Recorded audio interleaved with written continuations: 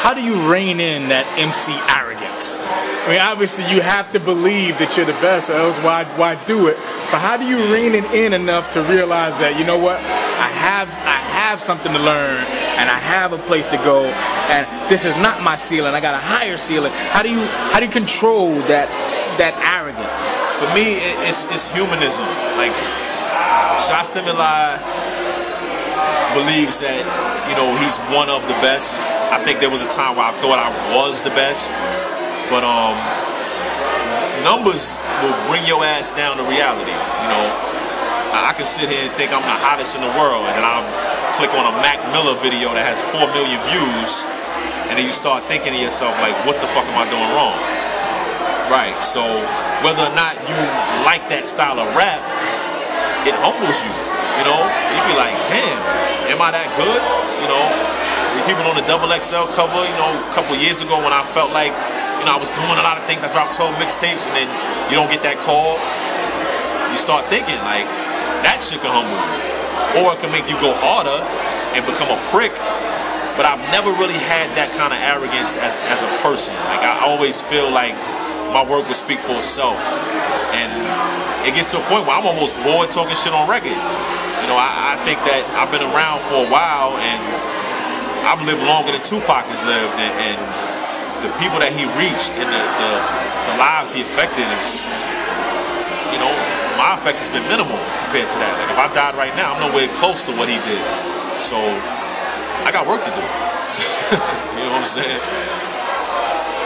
So when you leave, you know, and you got that dash in between 19 whatever and 2000 whatever, what does that dash mean in the life of Sha Stimuli and the life of his work, his body of work?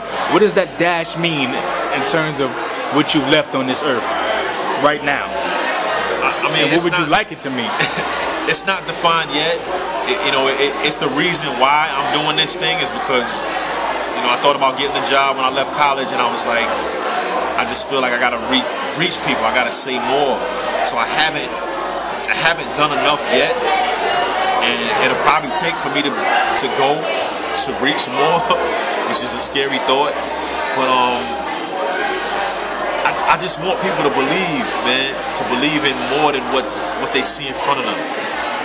Like, I don't think I'm anything special, you know, as far as a person is concerned.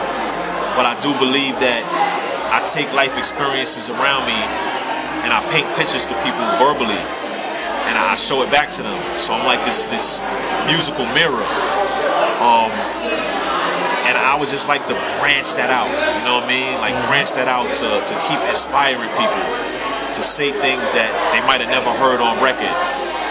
When they hear it, it changes their mood.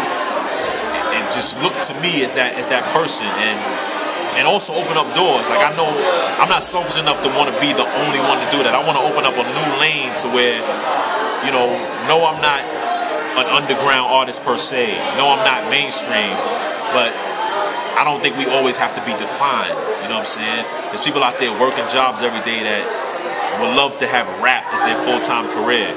And then people that wouldn't look to those type of people as someone that they would look up to. You know, if I tell you right now I'm working at Staples, you might look at me as, he's not a real rapper, like, but I want to open up that door so that the 9 to 5 can say, yo, I'm at the cubicle during the day, I'm spitting at night, buy my shit, support me, fuck with me. I'm a human being, I'm honest. You know, just the honesty lane. So, I don't know, I don't have it defined yet, but I'm constantly working, and hopefully the next time I speak to you, I have it. If your rhyme was the bullet and your mind was the gun, what target would you like to hit before you were done? Oh, man. I want to reach the youth, man. Like, that's it. Like, the next generation. The reason why I did the Wake Up and Go song about women not wearing weaves and wigs, because I want to reach the next generation that believes that, is going to believe that plastic surgery is normal. You know, the next generation of dudes that believe that the Bloods and Crips is the way out, or the way of just being a regular hardcore kid in the hood. You know, the dudes that see the artist with the extra jewelry and gold and think that that's what it is to make it. The person that thinks they gotta work every day and that can't dream outside of creating your own job. You know what I'm saying? I want people to believe all of that. So it's really about the next generation, man. Like, I want them to know that they can be anything they want to be. Because I didn't have that. What was the dopest rhyme you remember that wasn't yours? The dopest rhyme I remember that wasn't. I think there's a couple, man. I think I Gave You Power by Nas was one of those that I wish was mine. There's a couple of Andre 3000 verses from like Return of the G, where he just broke down. Switches the whole talking about rhyme tablet. It was just, he covered everything in that. It was just really ill.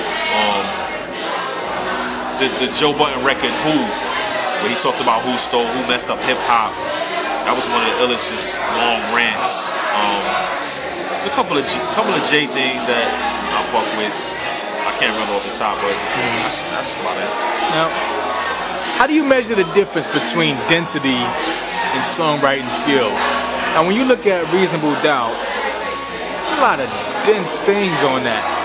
We want the betters that we don't touch, let us stack cheddars forever, live treacherous, all the etceteras. To the death of us, me and my confidants can shine. You feel the ambiance, y'all niggas just rhyme. By the ounce, we accumulate like snow. We don't just shine, we illuminate the whole show. You know? But when you start moving further and further up the ladder of the career and you start looking at the blueprint, and that songwriting skill surpasses the density, how do you compare the two and how do you deal with them as a creator? When your tax bracket switches, your surroundings change, and it's like the motivation is different. When you're chasing $1 billion as opposed to telling a story, it's different. Jay-Z didn't have a career during Reasonable Doubt. He was a man on a mission to get money and talk about the life he lived. Now you have a man that is a legend, alive, that wants people to believe that he still got it, that he's better than the Drakes and Waynes that the youth are praising, and hopefully sell.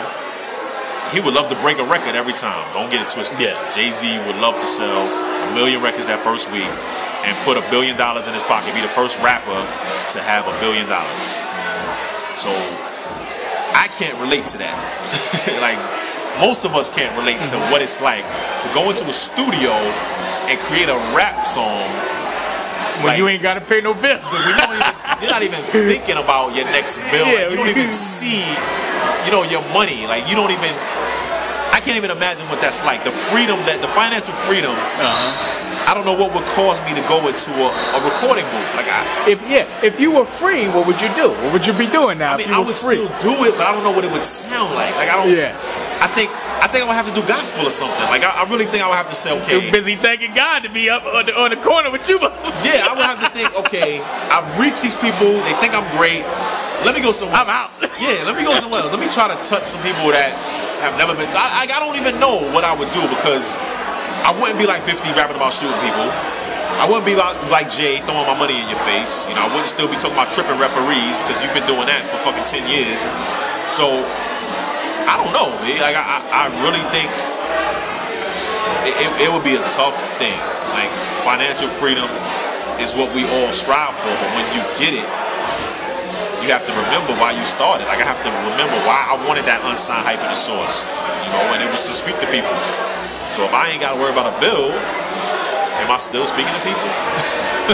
I don't know. We got music in the background. Send us home with 16.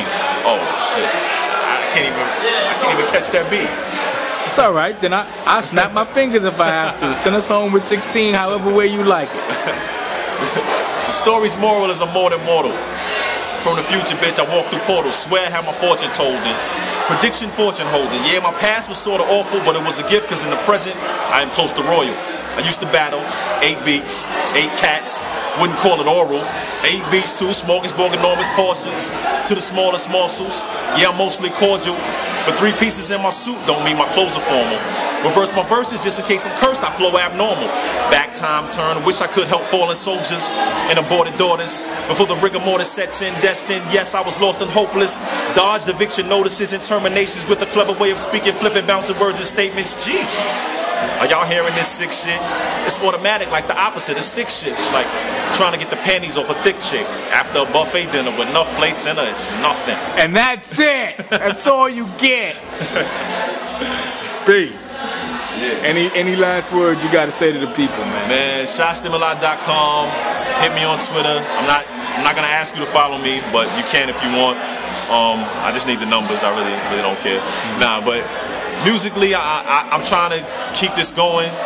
I'm writing MondayRamble.com. Shout out to Hip Hop Wyatt. I'm writing for them as well, writing for The Source. Like I do a lot of the background stuff, but support these artists, man. Go on iTunes, you know, buy the stuff, download the albums if they're for free, and if you like somebody, let them know, man. I mean, Sha Stimuli.